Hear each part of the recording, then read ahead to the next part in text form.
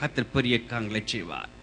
தேவனுக்கு ஒரு எளிய முறையை நாம் நம்ப மறுக்கிறோம். மாறாக நாம் செய்ய வேண்டியதை உண்மையுடன் நம் பகுதியிலே செய்வோம். மீதி உள்ளதை கர்த்தர் பொறுப்படுத்த செய்வார். நாம் வாடிய கிறிஸ்தவர்களாக இருக்க தேவன் விரும்பவில்லை. கடன்பட்டு ஒடுங்கி போன கிறிஸ்தவர்களாக இருக்கவில்லை.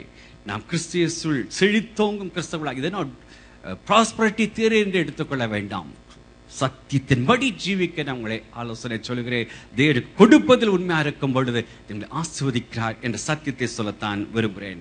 ஏனென்றால் கர்த்தரின் கை குறுகவில்லை. ஒரு அருமையான பாடல் உண்டு, ஏன்னா கர்த்தருடைய வாக்கு மாறாது. கர்த்தரின் கை குறுகவில்லை, கர்த்தரின் வாக்கு மாறிடாதே. சுத்தர்களாய் மாறிடவே சுதனருள் புரிந்தனரே. சுத்தர்களாய் மாறிடவே சுதனருள் புரிந்தனரே. விசுவாசியே நீ பதறாதே, விசுவாசியே நீ கலங்காதே. விசுவாசியே நீ பதறாதே, விசுவாசியே நீ கலங்காதே. விசுவாசத்தால் நீதிமான் இன்னும் பிழைப்பார். விசுவாசத்தால் நீதிமான் இன்னும் பிழைப்பார். விசுவாசத்தோடு தாப்பன நீங்க சொன்னீங்க டாரு, நமக்கு என்று கொடுக்கிறேன் என்று கொடுத்து பாருங்க. கண்டிப்பாக நீங்கள் ஒரு பொழுதும் வைக்கப்பட விட மாட்டார். உடைய முகத்தை பிரகாசிக்க செய்ய தேவன் வல்லவராக இருக்கிறார். ஐந்தாவதாக, விசுவாசிகளான நாம் ஒரு நாள் நம் பணத்திற்கு கணக்கு கொடுக்க வேண்டும். விசுவாசிகள் நாம் ஒரு நாள் நம் பணத்திற்கு தேவனிடம் கணக்கு கொடுக்க வேண்டும். லூக்கா 19:13 கிறிஸ்து இயேசு உவமையை அங்கு கூறுவதை நாம் காண முடியும்.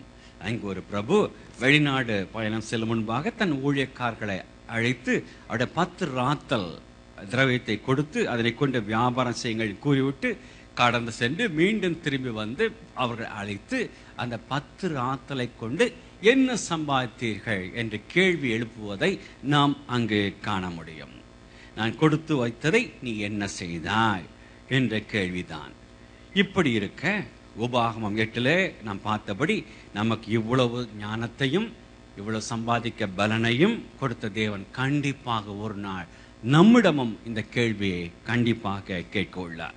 நான் ஏற்கனவே முதல் குறிப்பிட்டது போல் நாம் செலுத்தும் நம்முடைய கரத்தில் இருக்கும் பணத்திற்கு சொத்திற்கு நாம் உரிமையாளர்கள் அல்ல, தேவன் தான். we are steward, கண்காணிப்பாளர்.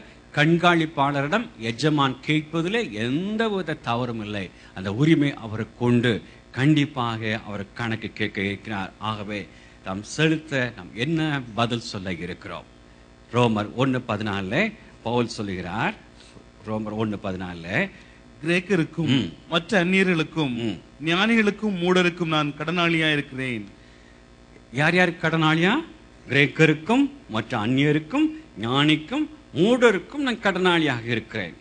நாமும் கூட இந்த கூட்டத்தாருக்கு கடனாளிகள். யாருக்கு? புறமதத்தினருக்கு, கிறிஸ்துவை சொந்த ரட்சா ஏற்றுக்கொள்ளாத கூட்டத்திற்கு நாம் கடனாளிகளாக நாம் இருக்கிறோம். சபையில நான் விசுவாசி என்று அமர்ந்திருக்கும் ஒவ்வொருவரும் கர்த்தராகிய இயேசு கிறிஸ்துவை ஏற்றுக்கொள்ளாத கூட்டத்தாருக்கு கடனாளிகள் என்பதை நாம் மறந்து போய்விட வேண்டாம். இப்பூலையில் ஒவ்வொரு மனிதனுக்கும் சுவிசேஷத்தை சென்று அடைய வேண்டும் என்பதில் நம்மேல் விழுந்த தலையாகிய கடமை என்பதை நாம் மறந்து போய்விட வேண்டாம். நாம் நேரடியாக செய்யாவிட்டாலும் சபையாக செய்ய மிஷனரி ஊழியங்கள் எல்லாவற்றுக்கும் நம்முடைய காணிக்கை செல்வதனாலே நம் எல்லா காரியத்திலும் கர்த்தருக்கு கொடுப்பதில் நாம் உண்மை உள்ளாக நாம் இருந்து ஊழியத்தை தாங்குகிறவர்களாக நாம் இருக்க வேண்டும். அவர் தாங்காத விசுவாசியோ சபையோ ஒரு நாளுக்கு தேவனுடைய சமூகத்தில் நாம் கண்டிப்பாக கணக்கு கொடுக்க வேண்டியவர்களாக இருக்கிறோம். லூக்கா 16:9 இந்த ஊழியத்தை கிறிஸ்து சிறப்பாக சொல்லியிருக்கிறார். லூக்கா 16:9 நான் உங்களுக்கு சொல்லுகிறேன், நீங்கள் மாளும் போது உங்களை நித்தியமான வீடுகளை ஏற்றுக்கொள்வார் உண்டாகும்படி அநீதியான உலக பொருளால் உங்களுக்கு சிநேகிதரை சம்பாதியுங்கள். இந்த வசனத்தை நான் அநேக முறை நான் விழுத்து காட்டியிருக்கிறேன். புதிதாக வந்தவர்களுக்காக மீண்டும் கூற விரும்புகிறேன். நீங்கள் காணிக்கை பை வரும் பொழுது காணிக்கை பையிலே பணம் போடுகிறீர்களே அல்லது தசமபாகம் கொடுக்கிறீர்களே, அந்த பணத்தை சபை எடுத்து மிஷனரி ஊழியத்துக்கென்று ஆலய கட்டிடத்துக்கோ என்று அனுப்பும் பொழுது அந்த மிஷனரி ஊழியத்தினாலோ அல்லது அந்த ஆலயத்தினால் வந்த ஒரு சகோதரன் சந்திக்கப்பட்டு கிறிஸ்துவை சொந்த ரட்சகராக ஏற்றுக்கொண்டு நீங்களோ நானும் மரிப்பதற்கு முன்பாக அவர்கள் மரித்து பரலோகம் சென்று அடைந்திருக்கும் பொழுது நாமும் மரித்து அங்கு செல்லும் பொழுது நாம் வருவதைக் கண்டு தேவனுக்கு முன்பாகவும் தூதர்களுக்கு முன்பாகவும் பரிசுத்தவான்களுக்கு முன்பாகவும் இவர் அனுப்பின காணிக்கையினாலே நான் இன்று இங்கே வந்திருக்கிறேன் என்று சொல்லி நம்மை வரவேற்பார்களாம். ஹல்லேலூயா! என்ன ஒரு மகிமையான சத்திய தேவன் மிகவும் அழகாக அங்கே சொல்லியிருக்கதை நாம் இங்கே பார்க்கிறோம்.